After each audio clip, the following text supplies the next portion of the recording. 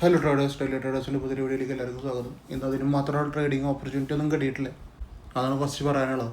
നമുക്കത് കാണാൻ പറ്റും 4-ാം തീയതി ഡേറ്റ് ഒന്നും സൈഡ് വേസ് ആണ്. ടോട്ടൽ ഒരു റെസിസ്റ്റൻസിൻ്റെ സപ്പോർട്ടിൻ്റെ ഇടയിലാണ് മാർക്കറ്റ് നിൽക്കുന്നത്. എൻ്റെ ഇടയിൽ ഓപ്പർച്യൂണിറ്റി ഉണ്ട്, മാർക്കറ്റിന് ഓപ്പർച്യൂണിറ്റി തരാൻ പറ്റിയിട്ടുണ്ട്. പക്ഷെ നമുക്ക് അതിനും മാത്രമുള്ള പ്രോഫിറ്റിക്കൊന്നും പോകാൻ സാധ്യതകൾ കുറവാണ്.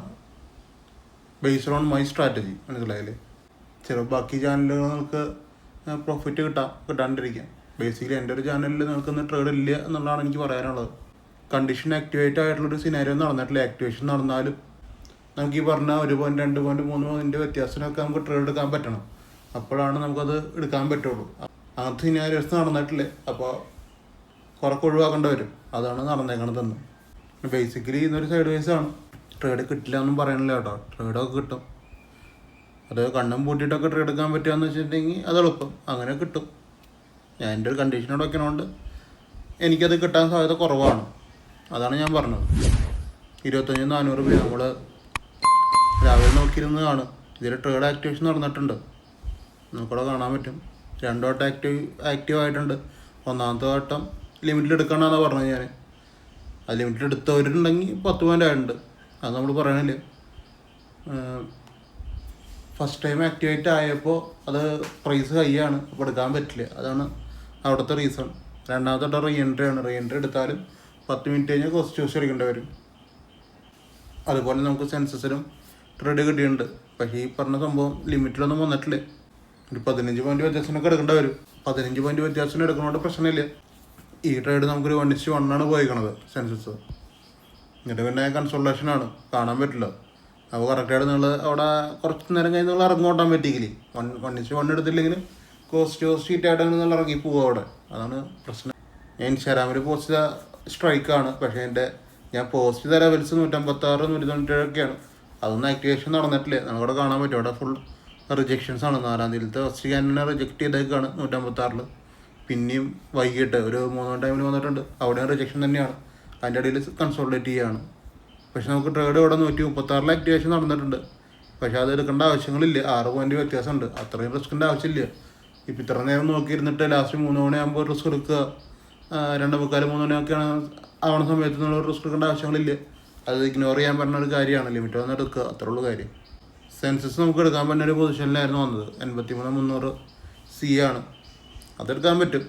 അതൊരു 1:1 മുകളിൽ ഒരു 90 പോയിൻറ്റ് 80 പോയിൻറ്റ് 90 പോയിൻറ്റ് മുകളിലോട്ടിട്ടാണ് കേട്ടത്. അപ്പോൾ ടോട്ടൽ ഇത്രയും കാര്യങ്ങളാണ് ഇന്ന് നടന്നേക്കണത്. വെറുതെ കണ്ണും മൂട്ടിയെടുക്കാനൊന്നും പറ്റില്ല, റിസ്ക് ഉണ്ട്. അതാണ് പ്രശ്നം. ഭയങ്കര കൺസൾട്ടേഷനായിരുന്നു. വെള്ളിയാഴ്ചയാണ്, നമുക്ക് പ്രോഫിറ്റൊക്കെ കിട്ടും, ഇല്ലയെന്നും പറയണില്ല ഞാൻ. പക്ഷേ ഈ പറഞ്ഞ റിസ്ക് ഹൈ എൻഡിലാണ് നിൽക്കണതെന്ന്. ഓപ്പർച്യൂണിറ്റി ഇല്ലേ, അതാണ് പ്രശ്നം. ഈ ഒരു ഓപ്പർച്യൂണിറ്റി ആണ് ആകെ വന്നേക്കണത്. ഈ കാണുന്ന ഈ ലൈൻ, ഒറ്റ ലൈൻ, ഈ ഒരു ലൈനാണ് ഓപ്പർച്യൂണിറ്റി. അവിടെ നമുക്ക് ട്രേഡ് എടുക്കാനുള്ള ഒരു സാധ്യത വന്നിട്ടില്ല. മെയിനായിട്ട് റെഡ് ക്യാൻഡലിൻ്റെ ക്ലോസിങ് കിട്ടില്ല എന്നാണ് ഉദ്ദേശിക്കുന്നത് കേട്ടോ. അങ്ങനെ അല്ലാണ്ട് നമുക്ക് ചാടി കയറി പോകാനുള്ള സിനാരിയോ മാർക്കറ്റിൽ വന്നിട്ടുണ്ട്. നമുക്കൊരു നിഫ്റ്റിയിലൊരു 10-30 പോയിൻറ്റ് കിട്ടാനുള്ള വകുപ്പൊക്കെ മാർക്കറ്റിലുണ്ട്, ഇല്ല എന്ന് ഞാൻ പറയണില്ല. പക്ഷേ നമ്മുടെ കണ്ടീഷൻ ആക്ടിവേറ്റ് ആയിട്ട് പോകുന്ന സിനാരിയോ നടന്നിട്ടില്ല.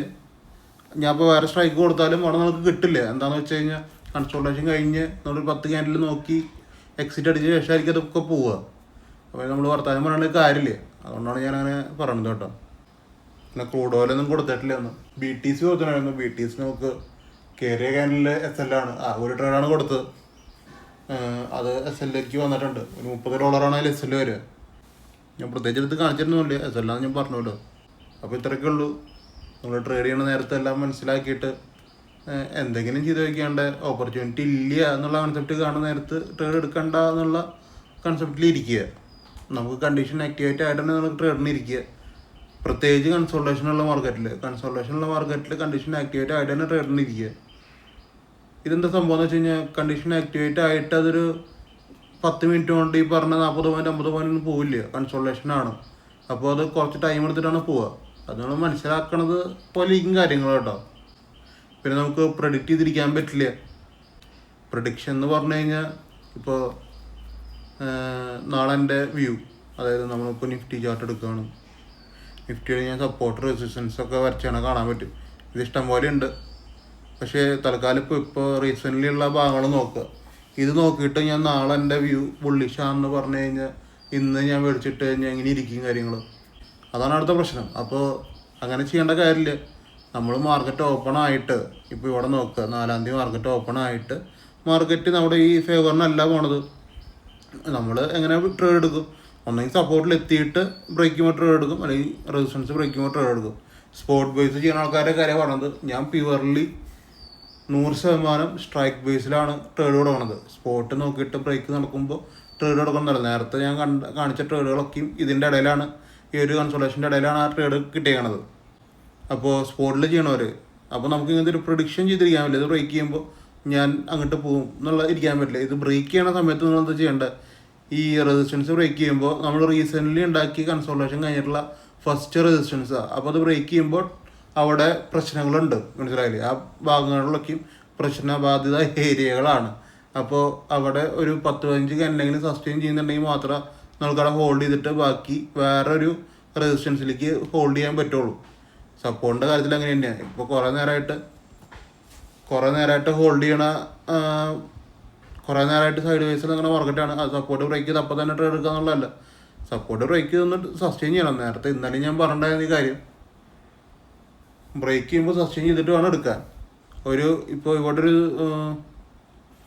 ഒരു റെസിസ്റ്റൻസ് ബ്രേക്ക് ആക്കി സസ്റ്റെയിൻ ചെയ്ത് നമ്മൾ ട്രേഡ് എടുത്ത് അടുത്ത റെസിസ്റ്റൻസ് എത്തുന്നുണ്ടല്ലോ, ഈ അടുത്ത റെസിസ്റ്റൻസിന് നമുക്ക് വേണമെങ്കിൽ കണ്ണും പൊട്ടി ട്രേഡ് എടുക്കാം കണ്ടീഷൻ ആക്ടിവേറ്റ് ആകുമ്പോൾ. അതേപോലെ അല്ല ഫസ്റ്റത്തെ റെസിസ്റ്റൻസ്, അത് വളരെ മേജറായിട്ടുള്ള ഇമ്പോർട്ടൻ്റ് ആയിട്ടുള്ള റെസിസ്റ്റൻസാണ്. ഇപ്പോൾ സ്പോട്ട് ബേസ് ചെയ്യണവർ അങ്ങനെയൊക്കെ ശ്രദ്ധിച്ചിട്ട് ചെയ്യാൻ നോക്കുക. അപ്പോൾ പിന്നെ നിങ്ങൾ സ്പോട്ട് ചാർട്ട് എങ്ങനെ വരയ്ക്കുന്നു എന്നുള്ള ഒരു ഇമ്പോർട്ടൻ്റ് ആണ്. റെസിസ്റ്റൻസ് സപ്പോർട്ട് ഏകദേശം കറക്റ്റായിട്ട് വരയ്ക്കാൻ നോക്കുക, എന്നാലാണ് ഒരു ഐഡിയ കിട്ടുള്ളൂ. ഇപ്പോൾ ട്രേഡിംഗ് ഒക്കെ ചെയ്യുമ്പോൾ നന്നായിട്ട് പഠിച്ചിട്ട് ചെയ്യുക, പ്രോപ്പർ നോളജ് വയ്ക്കുക. നമ്മളൊരു ഫ്രീ ഗ്രൂപ്പ് നടത്തുന്നുണ്ട്, ഫ്രീ ഗ്രൂപ്പിൽ ട്രേഡ്സ് വരുന്നുണ്ട്. അപ്പോൾ അതിലത്തെ ട്രേഡ്സ് നിങ്ങൾക്ക് എടുക്കാം, അതിലത്തെ ലെവൽസ് നിങ്ങൾക്ക് എടുക്കാം. ഡെയിലി ഞാൻ സപ്പോർട്ട് ആൻഡ് റെസിസ്റ്റൻസ് ഇടുന്നുണ്ട് ഫ്രീ ഗ്രൂപ്പിൽ. അപ്പോൾ അത് നിങ്ങൾക്ക് പിക്ക് ചെയ്യുക, എന്നിട്ട് നിങ്ങൾക്ക് നിങ്ങളുടെ ട്രേഡുകൾ എക്സിക്യൂട്ട് ചെയ്യുക അല്ലെങ്കിൽ പ്ലാൻ ചെയ്യുന്നതിലൊക്കെ ചെയ്യാൻ പറ്റും. വേണമെങ്കിൽ ഞാൻ പറഞ്ഞ കോൾസ് വേണമെങ്കിൽ നിങ്ങൾക്ക് ഫ്രീ ആയിട്ട് എടുക്കാണ്ടിരിക്കാൻ നോക്കിയിരിക്കാം, എന്തുവേണമെങ്കിലും ചെയ്യാം. അപ്പോൾ അത്രയും ഇന്നത്തെ വീഡിയോ ഇഷ്ടപ്പെട്ടു ഞങ്ങൾ യൂട്യൂബ് ചാനൽ സബ്സ്ക്രൈബ് ചെയ്യുക, ഇൻസ്റ്റാഗ്രാമിൽ ഫോളോ ചെയ്ത് വെച്ചേക്കുക. അപ്പോൾ ഇനി തിങ്കളാഴ്ചയാണ് ട്രേഡിംഗ് ഉള്ളത്. BTC ട്രേഡ്സ് ശനിയാഴ്ച ഞായറാഴ്ച ഉണ്ട്. BTCക്ക് മൂവ്മെൻറ്റ് ഉണ്ടെങ്കിൽ ശനിയാഴ്ച ഞായറാഴ്ച BTC ട്രേഡ്സ് ഞാൻ എൻ്റെ BTC ഗ്രൂപ്പിലിടും. അപ്പോൾ അതിൽ നിങ്ങൾക്ക് അക്കൗണ്ട് എടുക്കാൻ താല്പര്യം ഉണ്ടെങ്കിൽ ഡിസ്ക്രിപ്ഷൻ ബോക്സിൽ ഞാൻ ലിങ്ക് ഇട്ടിട്ടുണ്ട്. അതുവഴി നിങ്ങൾ അക്കൗണ്ട് ഓപ്പൺ ചെയ്തിട്ട് യൂസർ ID എനിക്ക് സെൻഡ് ചെയ്യുക. ഞാൻ ചെക്ക് ചെയ്തിട്ട് നിങ്ങളെ ഗ്രൂപ്പിൽ ആഡ് ആക്കുന്നതായിരിക്കും, ഫ്രീ ആയിട്ടാണ് കേട്ടോ. അപ്പോൾ അത്രയ്ക്കുള്ളൂ. നമുക്ക് തിങ്കളാഴ്ച കാണാം. Okay, by.